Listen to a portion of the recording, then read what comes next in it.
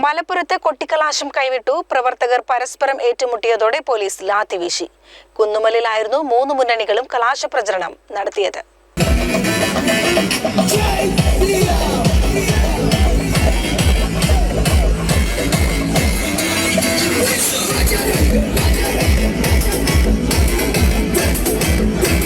UDFന് പെരിന്തൽമണ്ണ റോഡിലും LDFന് മഞ്ചേരി റോഡിലും NDAക്ക് കളക്ടറേറ്റ് പരിസരത്തുമാണ് കൊട്ടിക്കലാശത്തിന് സ്ഥലം അനുവദിച്ചിരുന്നത്.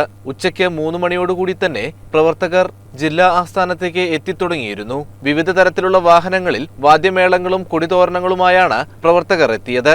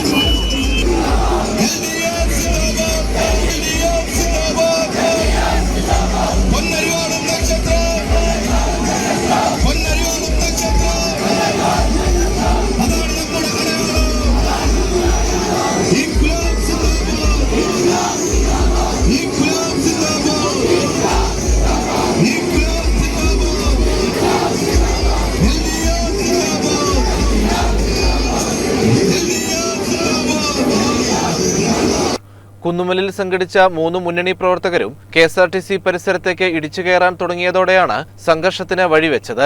പോലീസ് തടയാൻ ശ്രമിച്ചെങ്കിലും പ്രവർത്തകർ പിരിഞ്ഞുപോയില്ല. ഇത് ഏറെ നേരത്തെ ഉന്തിനും തള്ളിനും കാരണമായി. പ്രവർത്തകരെ പിരിച്ചുവിടാൻ പോലീസ് ശ്രമിച്ചെങ്കിലും നടന്നില്ല. തുടർന്ന് ലാത്തി വീശി. CCN മലപ്പുറം.